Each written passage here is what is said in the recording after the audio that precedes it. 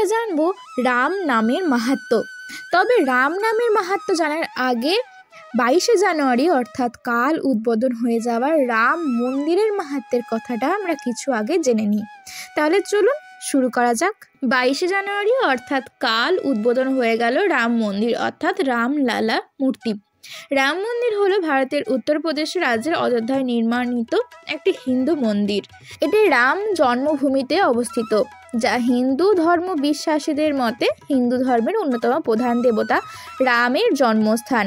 যাকে এই বিষয়ে কথা বাড়িয়ে লাভ নেই। প্রাচীন এবং মধ্যযুগে যেটি মূল ঘটেছিল সেটা হচ্ছে যে বিষ্ণুর অবতার ছিলেন রাম। তিনি ব্যাপকভাবে পূজিত হতেন হিন্দু দেবতা হিসেবে। তাই প্রাচীন ভারতীয় মহাকাব্য রামায়ণ অনুযায়ী রাম অযোধ্যায় জন্মগ্রহণ করেছিলেন। ধর্মীয় ধারণা অনুযায়ী যখন কোনো ভক্ত ইষ্ট দেবতার দর্শন করে তখন সবার আগে দেবতার চোখে দেখে। আধ্যাত্মিক দিক দিয়ে চোখকে সমস্ত শক্তির উৎস বলে মনে করা হয়। এখান থেকে দেবতা ও ভক্তের মধ্যে আবেগের আদান প্রদান হয়। এ কারণে কৃষ্ণের বাঁকে বিহারী মন্দিরে কিছুক্ষণ অন্তর অন্তর পর্দা দিয়ে ঢেকে দেওয়া হয়, যাতে কোনো ভক্ত কৃষ্ণের সঙ্গে চোখাচোখি বা দৃষ্টি নিক্ষেপ করতে না পারে। প্রচলিত কাহিনী অনুযায়ী একবার এক ভক্ত বাঁকে বিহারী মন্দিরে শ্রীকৃষ্ণের দিকে 30 মিনিটেরও বেশি তাকিয়ে থেকেছিলেন এবং প্রভুর সঙ্গে দৃষ্টি নিক্ষেপ করার জন্য প্রভু তার ভক্তের প্রেম ভক্তিতে মগ্ন হয়ে তার পেছন পেছন মন্দির ছেড়ে চলে গেছিলেন।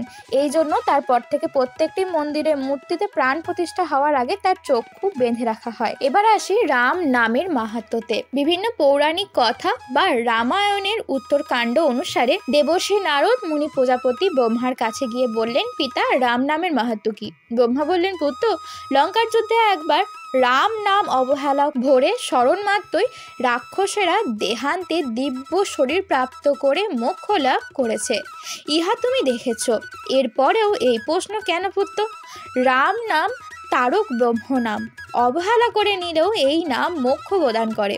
এমনকি অবহেলা করেও এই নাম কর্ণগোচর হলে মুক্তি লাভ হয়, সকল পাপ নাশ হয়। এই নামের মহিমা চতুর্মুখে আমি কি পঞ্চমুখে দেবাদিদেব বলিতেও সমর্থ নন। এই নাম জপ করেই দস্যু রত্নাকর হয়েছেন মহর্ষি বাল্মীকি। নারদ বলল, পিতা, আমি রাম নামের সর্বোত্তম মহিমা দেখতে চাই, ইহা আমার দর্শনের ইচ্ছা। ব্রহ্মা বললেন, অবশ্যই পুত্র, আমি একটি ঘটনার দৃষ্টি করছি যার দ্বারা রাম নামের মহিমা দেখতে পাবে। ত্রিলোক আশ্চর্য হবে এই নামের মহিমা দেখে ও শ্রবণ করে। এই ঘটনার পর সৃষ্টিকর্তা ব্রহ্মা তার লীলা আরম্ভ করলেন। একদিনের কথা, মহারাজ শ্রীরামচন্দ্র রাজসভায় বসে আছেন। সেখানে উপস্থিত ছিলেন ব্রহ্মর্ষি বিশ্বামিত্র। রাজা শ্রীরাম গুরুদেবের চরণ পুজো করে আসন নিলেন। রাজসভায় নানা বিষয় আলোচনা হচ্ছিল। হঠাৎ সেখানে আসলেন কাশীরাজ সুকুন্ত। সুকুন্ত এসে মিত্র শ্রীরামকে প্রণাম ও অভিবাদন জানিয়ে কাশীতে তিনি এক যজ্ঞের জন্য আয়োজন করেছেন তা বললেন। সেখানে উপস্থিত থাকতেও শ্রীরামচন্দ্রকে বললেন। এই বলে তিনি রামচন্দ্র সহ সকলকে আমন্ত্রণ করে চলে গেলেন। রাজা সুকুন্ত এসে একবারও বিশ্বামিত্রকে প্রণাম জানাননি, বিশ্বামিত্রর দিকে তাকাননি। এতে ভীষণ ক্রুদ্ধ হলেন মহর্ষি বিশ্বামিত্র। তিনি বললেন, দেখো রাম, তোমার মিত্রের বুদ্ধিখানা দেখো। সে এসে একবারও আমাকে প্রণাম অবধি করলো না। আমার অপমান হয়েছে এখানে। এই অপমান করেছে রাজা সুকুন্ত, আমি সহ্য করব না। এমন কথা শুনে সকলের মুখ ভয়ে শুকিয়ে গেল। ভাবলেন রাজা হরিশ্চন্দ্রের মতো শ্রীরামের কাছেও তিনি আবার সমগ্র অযোধ্যা না চেয়ে বসেন। শ্রীরাম বললেন, গুরুদেব, আপনি শান্ত হন। আমার মৃত্যুর পক্ষ হতে আমি ক্ষমা চাইছি আপনার কাছে। ব্রহ্মর্ষি বললেন, এই অপমান কদাপি সহ্য করার নয়। আমি রাজা সুকুন্তকে দণ্ড দিতে তোমাকে আদেশ করছি। কাল সূর্যাস্তের আগে যেন সুকুন্তের মস্তক আমার চরণে থাকে। এই তোমার গুরুর আদেশ, আর গুরুর আদেশ পালন করা শিষ্যের কর্তব্য। রাম বললেন, তাই হবে গুরুদেব। কাল সূর্যদেব অস্তাচলে যাওয়ার আগেই সুকুন্তের মস্তক আপনার চরণে থাকবে। নারদ মুনি এই সকল দেখে প্রজাপতি ব্রহ্মাকে বললেন, পিতা, এ আপনি কেমন লীলা রচনা করলেন? এতে যে এখন রাজা সুকুন্তের প্রাণ যাবে। ব্রহ্মা বললেন, না পুত্র, রাজা সুকুন্তের অন্তিম সময় এখনো আসেনি। তুমি রাজা সুকুন্তকে গিয়ে সাবধান করতে বলো, আর তাকে বলো হনুমানের মতন অঞ্জনা দেবীর নিকট সুরক্ষা প্রার্থনা করতে। তারপর দেখো কি হয়।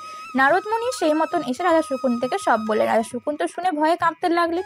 নারদ মুনি বললেন, শীঘ্র হনুমানের মাতার নিকটে গিয়ে আশ্রয় নাও, তাহার কাছে নিরাপত্তা প্রার্থনা করো।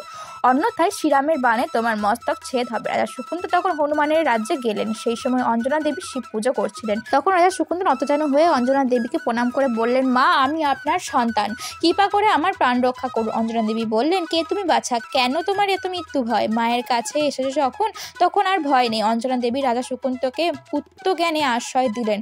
রাজা শকুন্ত বললেন, মা, এক রাজা প্রতিজ্ঞা করেছেন যে কাল সকাল সূর্যাস্তের আগে আমার শিরচ্ছেদ করবেন। তিনি খুবই শক্তিশালী, আমাকে রক্ষা করুন মা। এরপর রাজা শকুন্ত অঞ্জনা দেবীকে সমস্ত ঘটনা খুলে বলে তার পা জড়িয়ে ধরে ক্রন্দন করতে লাগলেন। এই কথা শুনে অঞ্জনা দেবী ভীষণ ক্ষুব্ধ হয়ে বললেন, তুই দুষ্ট, তোকে আমি রক্ষা করতে পারবো না। তারপর শকুন্তের ক্রন্দন শুনে মাতার করুণা হলে তিনি হনুমানকে ডাকেন এবং হনুমানকে বলেন, হনুমান, তুমি এর প্রাণ রক্ষা করো যেভাবেই হোক। ঠিক যেভাবে রামচন্দ্র মাতৃ আজ্ঞা পালনের জন্য 14 বছরের জন্য বনবাসে গিয়েছিলেন, ঠিক তুমিও আমার কথা পালন করো। প্রথমে হনুমান বিরূপ হলেও তারপরে রাম নাম নিয়ে শকুন্তের প্রাণ বাঁচিয়ে দেয়। এভাবে শকুন্ত রক্ষা পায়। জয় শ্রীরাম।